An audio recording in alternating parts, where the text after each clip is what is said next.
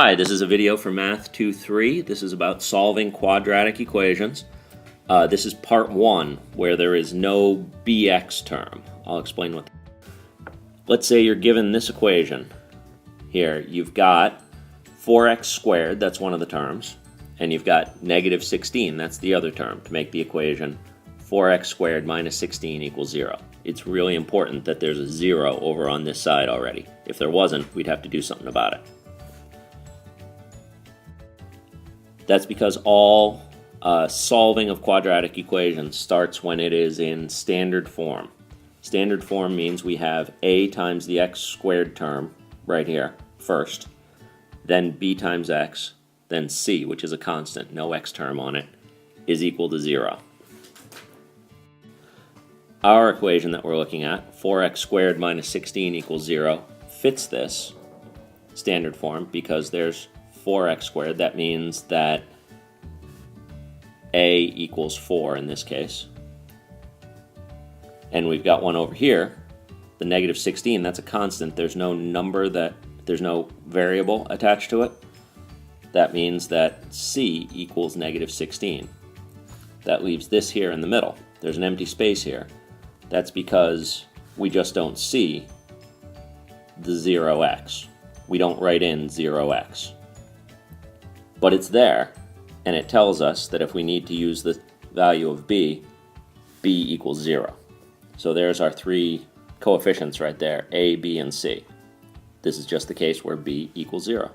So back to our equation, 4x squared minus 16 equals 0. The way to solve this involves square rooting. This is the only one that involves square rooting. The other ones, even though they will have a square term in it, don't involve any square rooting.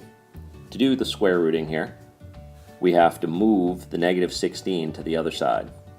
I know I said there has to be a 0 over here, but now we're going to change that. So I add 16 to both sides, and combining like terms, these cancel, and we end up with 4x squared equals 16. Not too hard. And we've got to get x squared by itself, so we divide both sides by 4. The 4 cancels there. And over here, 16 divided by 4, that's just 4. So what? X squared equals 4. To get rid of the x squared term, we do the opposite of squaring, which is square rooting. So we're going to square root both sides.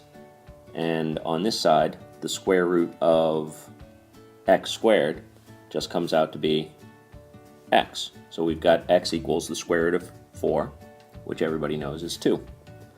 But there have to be two answers.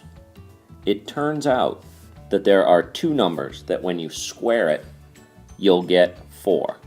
One of them is 2. The other one is negative 2. Negative 2 times negative 2, which is another way of saying negative 2 squared, is also 4. So there's two possible answers.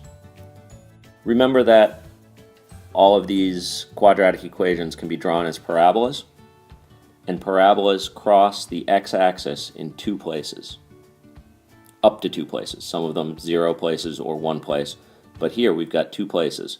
And if you were to graph this on your graphing calculator, you would see that this equation, that the graph of this equation, this parabola, crosses at negative 2 and positive 2. You have to have both answers, or you have not done the problem correctly. So that's how you do it when there is no bx term. Next, in part 2, we'll do an easy example of when there is no c term.